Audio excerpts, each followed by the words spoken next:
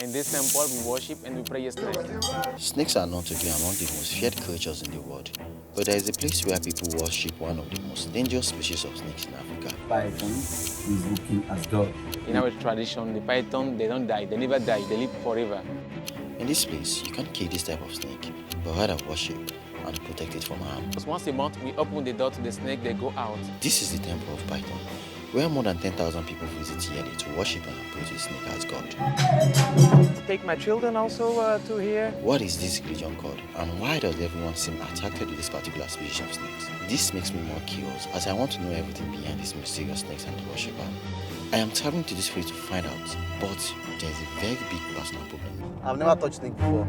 I have an intense fear of snakes, and I can't imagine being in such close proximity to a snake. And there is this mentality that keeps thinking in my head about snakes being known as the evil or deadly creatures. Can this be true? Will I be able to overcome my fear? Let us find out. I'm going to see the snake right now. To start my journey to this place, I had to travel a 3 hours boat journey to Benin Republic from Lagos. Benin Republic is a West African country bordering with Nigeria. Its capital city is Cotonou, and the largest city and economic hub is Cotonou. Trust me, it will be hard to do this journey alone. Even God created Eve from Adam, and it is said that women know how to communicate with a snake, just like how Eve did with serpents. Eve? Hello, who are you? I have never seen any animals speak here. Where I called in a friend, a travel partner, uptown girl. It took a while before she agreed to accept this challenge. We should talk to the snake truly. I can't wait to learn a new thing today. So we boarded a water boat. We were told that it is safer, less expensive, and even faster than the road, which might have taken the whole day. It was like for 3 hours now. We could not even rest our bags or something. Finally, after a few hours in the water, we arrived at Cotonou, the bustling capital of the Benin Republic. The city was a hive of activity with bikes and street vendors selling everything. However, my first challenge was finding my way to Ouidah, a little city on the coast of the Benin Republic where the temple is located. I heard that the town was a short distance from Cotonou, but checking on the map, the distance between Cotonou and Ouidah is approximately 42 kilometers, and it is getting dark. So, we decided to stop over in Cotonou, get some snack in the mini supermarket, and sleep over so we could get enough energy to finish our quest the next day. How many hours do you spend on the water, sir? 3 hours by, what's it? Junks, because she couldn't able to eat anything. So Tomorrow. It was this next day that we faced the second challenge. Getting a taxi to take us to the temple, which a fair amount was almost impossible. But we eventually got one. They charged us 25,000 CFA. That seemed like a ridiculous amount, but this was the only available option we had. So they tell you that they are using Conte and it is fixed price. It's way too much expensive, honestly. It's very expensive. And for a moment, it seemed like everything was going smoothly until we faced another challenge. Small, like slowly, we are just moving like that, and we have only 5 hours. Like the taxi driver was extremely slow. At first, I thought he was doing it on purpose because of the time breach, but he explained that he cannot exceed speed limit in that particular area to avoid being arrested by the road police. So you must not pass it. If you pass it, you're going to get arrested. So we are just on our way going. At this point, we almost gave up on the quest to discover this temple. She's tired because we are moving on 35.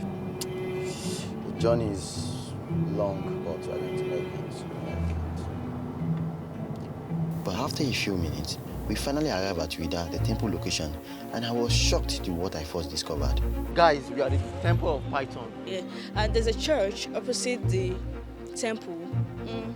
It's kind of weird, but then This is the church. Wow, like the church, then temple. In the morning, people are allowed to go into the church, they worship Jesus Christ. In the night, they come back in the temple and they pray our deities too. Two people who came to visit this church.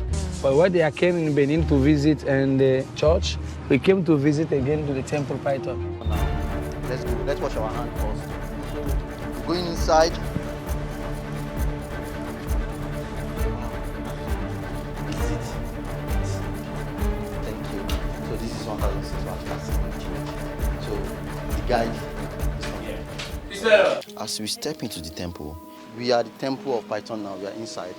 this is when I found out that there is a religion called Voodoo, originated in Dahomey Kingdom, present-day Benin and Togo, and it is widely practiced sometimes alongside Christianity in coastal towns like this. Voodoo is different to the black magic. Voodoo is love. You know, when religion exists and the religion could not give a solution, that religion is not right to exist. Right. Because the people are looking for something. That's why they go into the religion. The temple has a number of gods and serve as the hub for the annual Voodoo festival, which takes place on January 10th. So the big ceremony gathered together all families, all priests of Voodoo in Haiti, in Brazil, and all over the world.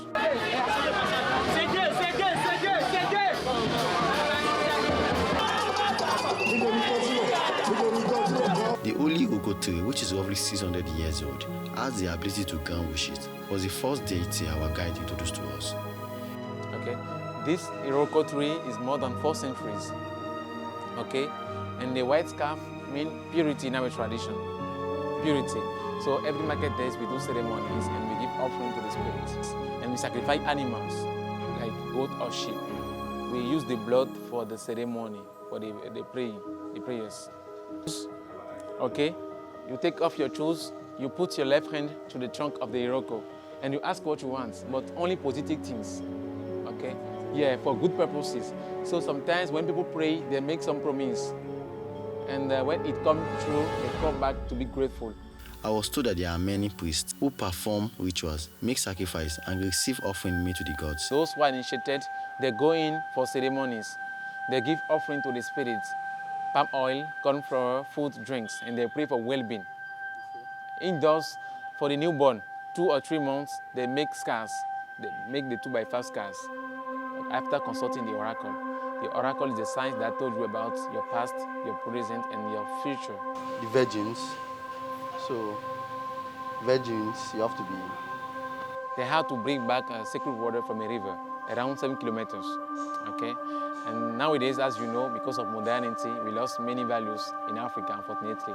It's no longer easy to find virgins. So instead of virgins, they choose 41 past menopause. Menopausal women because of purity and tradition.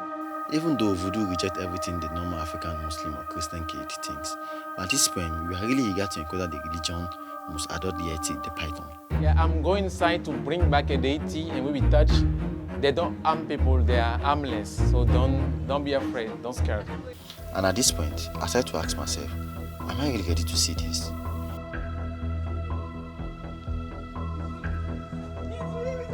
No, don't worry. Touch the body. It's soft and cold. Please come and touch it, don't worry. No, I'm sure.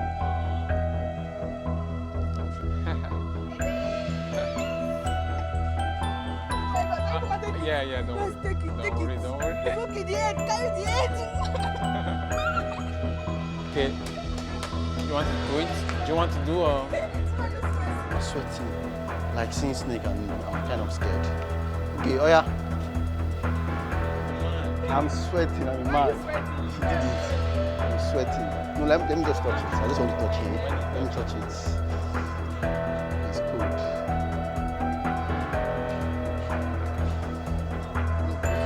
Yeah, I know.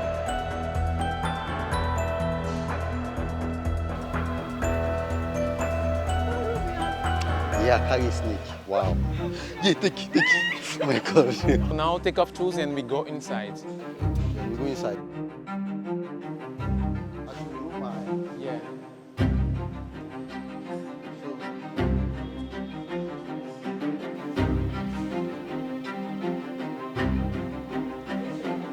No, they don't bite. Okay. Yeah. Scared though. Today I'm sweating. God. So this is the living room. Once a month, we release them and they go out, okay? We don't give them food inside. They go out and they hunt rats, rodent mice. They squeeze and they swallow. When they finish, they come back, okay? Or people bring them back because we respect them. And when you wake up in the morning and you meet them, it means blessing for you. So they bring them back to us too. And they change their skin every 2 months. They change their skin. And inside, they used to drink sacred water. This is the water that they drink. with this water, if you have some wishes, you can pray, ask what you want, but only for good purposes. Voodoo is not for bad things, it's for good things. Yeah, only for good things. When you finish, you give an offering to be grateful to the spirits. We call the snake in Fongbe. Dre means that it's long. So the female is long while the male is short. We call the male Dangbe, Bong. Okay? The male, they are shorter, but they are strong. There is one more mystery about this snake and its people.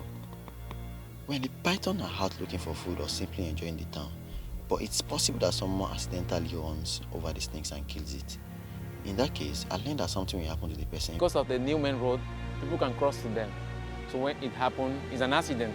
So you purify yourself inside, you kneel down, with humility, you beg pardon to the spirit, and then we do the burial ceremony for the snake. So in case you match the snake or any mistake, you have to actually enter here, like to be sacrificed and everything. In Ouidah, in our tradition, the python, they don't die, they never die, they live forever. Okay, but the body can stay, the body can die. Okay, so when it happens, we bury them. This is the cemetery for the python. We have some rituals that we did before burying this snake. Bury the snakes. They bury the snakes here. Maybe you kill it by accident or anything. This is where they bury the snakes. So outside, we have a baobab tree. This baobab is more than 6 centuries. If you know the language of the tree, it's very important him to explain the story of this place. Because he has seen everything, he doesn't everything. The tree has seen everything? Yeah. So if you understand the tree language? It's important, this tree. Like I touched a snake, first time in my life. And also... No, I think it's normal. It's normal for you to be scared at first, yeah. But then, along the line, as we're going, the fear just disappeared. This does not mean that I'm a voodoo worshipper or encouraging it, but rather that I'm exploring it to gain a better understanding of the people and culture that practice it. Seeking knowledge is obligated on every believer. So as a curious and open-minded individual, I am simply following this principle and seeking to learn more about different cultures, practice, and people. Through this exploration, I hope to gain more understanding of the world and the people in it. For more videos like this, please subscribe to my YouTube channel.